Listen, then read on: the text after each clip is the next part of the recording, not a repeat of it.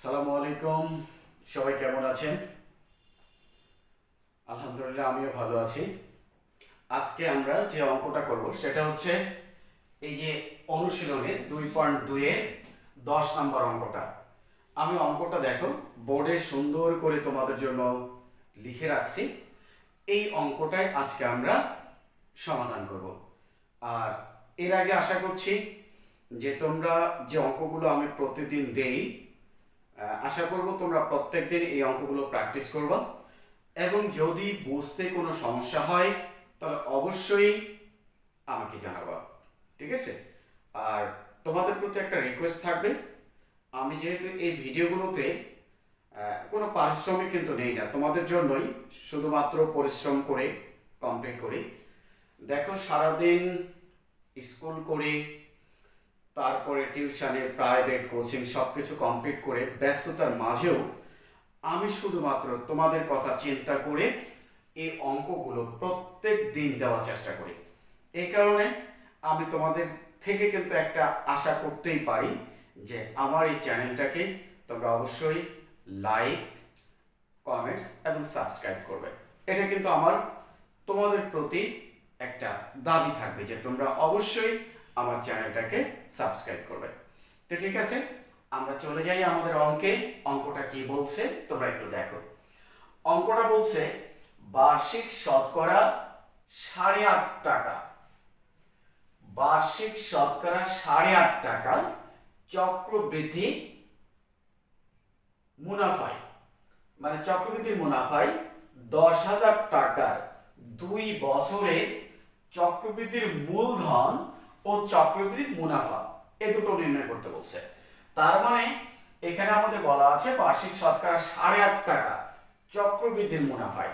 এখানে কিন্তু চক্রবৃদ্ধির মুনাফায়, এটা একটা কথা লিখে নাও যে মুনাফায়, এই মুনাফায় 10,000 টাকা 2 বছরে চক্রবৃদ্ধির মূলধন এবং চক্রবৃদ্ধির মুনাফা দুটো জিনিস আমাদেরকে নির্ণয় করতে বলছে। তাহলে আমরা এক ফার্স্টে যে কাজটা করব, অঙ্কটা একটু আগে সামারিটা করে নেই যে আসলে অঙ্কটা আমরা কিভাবে করব। প্রথমে যেহেতু চক্রবৃদ্ধির মূলধনের কথা বলা হয়েছে, অর্থাৎ আমরা জানি এই অঙ্কগুলোতে, অর্থাৎ এই মুনাফার অঙ্কগুলোতে আমাদের 3টা সূত্র মনে রাখতে হয়। কয়টা সূত্র? 3টা সূত্র মনে রাখতে হয়। একটা হচ্ছে সরল মুনাফা, একটা হচ্ছে চক্রবৃদ্ধির মুনাফা, আর একটা হচ্ছে চক্রবৃদ্ধির মূলধন। এই তিনটা সূত্র দিয়ে আমি বাকি এই অধ্যায়ে অর্থাৎ 2.1 আর 2.2 যতগুলো অঙ্ক আছে প্রত্যেকটা অঙ্ক কিন্তু আমরা সুন্দরভাবে কমপ্লিট করতে পারি, ঠিক আছে? তা আমাদের এখানে যেটা লাগবে সেটা হচ্ছে আমরা একটা দিয়ে করব, আমি দুটো দিয়ে করব না, বাট চক্রবৃদ্ধির মূলধন দিয়েই করব। তো এই চক্রবৃদ্ধির মূলধন এর আগের যে ভিডিওটা ছিল সেখানে আমাদের করা আছে। তারপরেও এখানে যেহেতু অঙ্কটা আছে সেহেতু আমাদের অবশ্যই লাগবে। তোমরা কিন্তু সূত্রগুলো অবশ্যই মুখস্থ করে ফেলবা, কারণ সূত্র যদি মুখস্থ না থাকে তাহলে কিন্তু তোমরা অঙ্ক করতে পারবে না, আর যাই পারো না কেন অঙ্ক কিন্তু পারবে না। তাই আমাদের অবশ্যই অঙ্কের সূত্রগুলো আগে মুখস্থ করে রাখতে হবে। তো ঠিক আছে, এখন আমরা অঙ্কটা পড়ব আর যা পাবো সেটা এখানে লিখে ফেলবো। দেখো তাহলে আমরা এখানে লিখে আমরা লিখব কি লিখব, বার্ষিক শতকরা 8.5 টাকা। এখানে কিন্তু দুটো প্রশ্ন আছে, অনেক সময় এই জায়গাতে পার্সেন্টেজ থাকে, অনেক সময় থাকে না।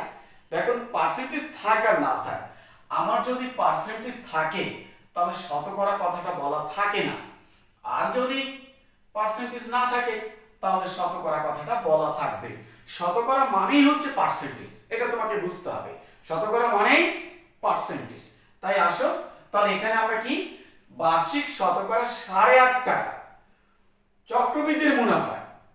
তাহলে প্রশ্নটা হচ্ছে চক্রবৃদ্ধির মুনাফা, তাহলে আমরা এখানে এটা কিন্তু আমাদের কি, তাহলে এটা হচ্ছে হার, আর ইকুয়াল টু আমরা কি লিখব 8.50%। আমরা জানি পার্সেন্টেজটাকে আমরা একটু কাজ করে নিব, পার্সেন্টেজের কারণে আমরা 100 দ্বারা ভাগ দিয়ে দিব। এখন এটাকে যদি আমি 100 দ্বারা ভাগ করি তাহলে 0.085। তোমরা ক্যালকুলেটরে সুন্দর করে কিন্তু এটা ভাগ করে নিবা, কারণ ভাগ না করলে ভুল হয়ে যেতে পারে। তাহলে দেখো 8 দশমিক কত আছে 50 ভাগ আমাদের 100, দেখো ঠিকই আছে, এই শূন্যটা নাই বা দিলেও সমস্যা নাই, আমরা এটা দিতে পারি। তাহলে দেখো আমি যেটা পেলাম সেটা লিখলাম। চক্রবৃদ্ধির মুনাফা, এখন প্রশ্ন হচ্ছে 10,000 টাকা, তাহলে এইটা কি 10,000 টাকা, এটা কি, এটা হচ্ছে আসল, কারণ এখানে আমাদের র আছে 10,000 টাকা। এই টাকাটাই কিন্তু আমি যে কোনো একটা আর্থিক প্রতিষ্ঠানে আমরা জমা রাখতে পারি বা জমা রেখেছি। তাহলে এটা কত টাকা জমা রেখেছিলাম, সেটা হচ্ছে 10,000 টাকা, ঠিক আছে। তাহলে দেখো আমরা এখানে আমরা লিখব আসল, তাহলে আসল পি ইকুয়াল টু 10,000, কারণ আমরা আসলকে পি দ্বারা প্রকাশ করে থাকি এটা।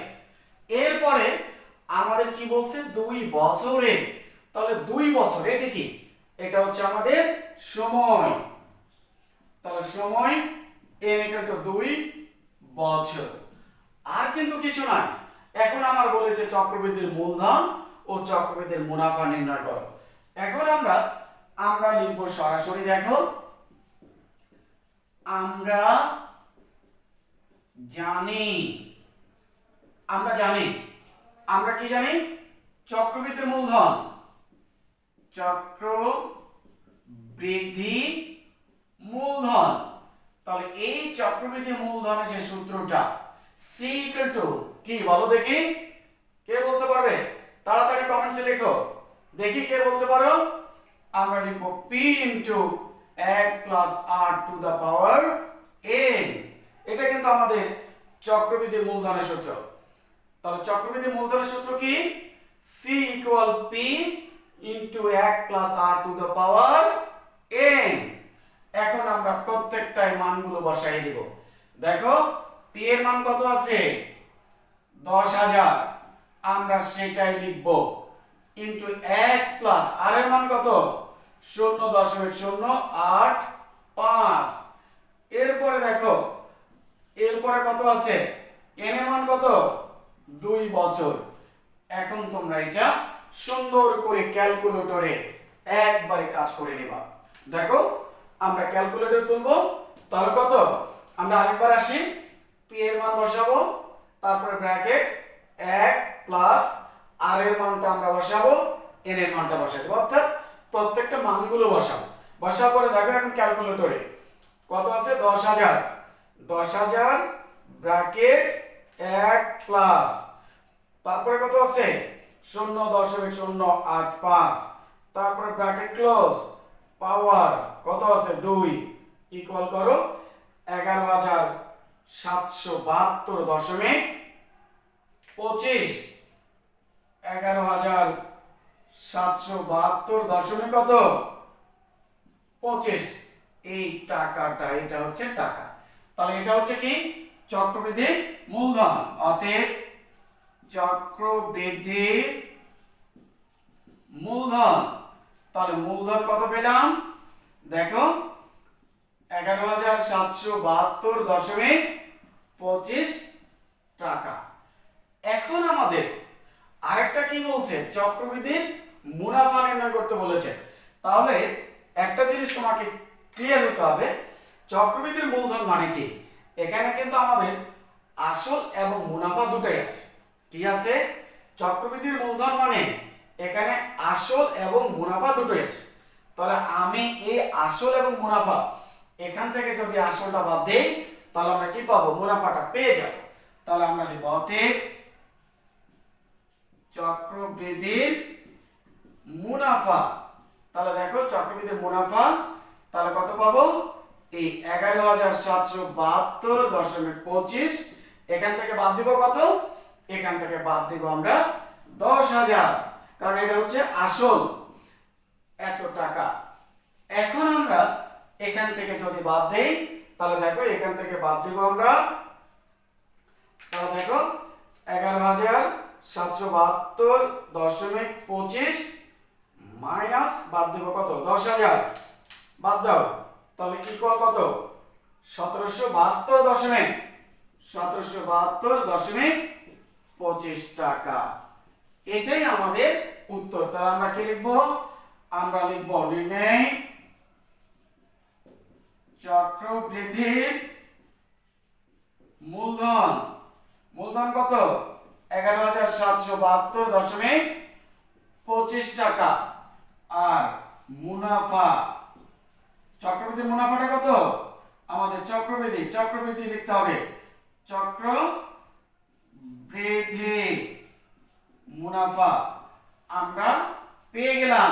ওই যে দেখো 1772.25 টাকা। এটাই। তাহলে দেখো অঙ্কগুলো কত ইজি, আমরা কিন্তু সেই অঙ্কগুলোই পেয়ে গেলাম।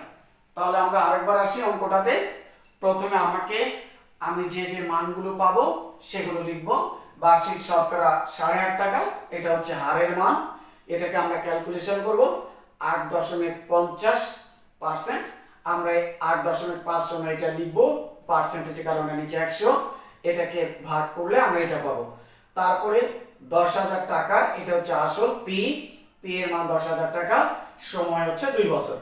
এরপরে আমরা জানি চক্রবৃদ্ধির মূলধন, সেই ক্ষেত্রে আমরা সূত্রটা লিখব। লেখার পরে পি এর মান, তারপরে 1 প্লাস আর এর মানটা আমরা লিখব, তারপরে স্কয়ার দেওয়ার পরে দেখো এটা ক্যালকুলেশন করলে আমার এটা আসবে। এটাই হচ্ছে চক্রবৃদ্ধির মূলধন। এখন আমরা যেহেতু আরেকটা বলছে চক্রবৃদ্ধির মুনাফা, তার মানে এই যে মুনাফা আসল থেকে আমি যদি আসলটা বাদ দেই তাহলে আমরা কি পাবো? চক্রবৃদ্ধির মুনাফাটা পেয়ে যাব। তাই আমি লিখলাম চক্রবৃদ্ধির মুনাফা, অর্থাৎ আমাদের এখানে যে মানটা আছে, অর্থাৎ আমরা চক্রবৃদ্ধির মূলধন যেটা পেয়েছি এখান থেকে আসলটা বাদ দিব। বাদ দিলে যে মানটা পাবো, বাদ দেওয়া মানে বিয়োগ দেওয়া, বিয়োগ দিলে যে মানটা পাবো সেটা হচ্ছে আমাদের চক্রবৃদ্ধির মুনাফা। তা আজকে এই পর্যন্তই। আমরা প্রত্যেকদিন একটা একটা করে বা দুটো করে যতটুকু পারি ততটুকু কমপ্লিট করব। তো ঠিক আছে হবে, সবাই ভালো থাকবা। আল্লাহ হাফেজ, সালামু আলাইকুম।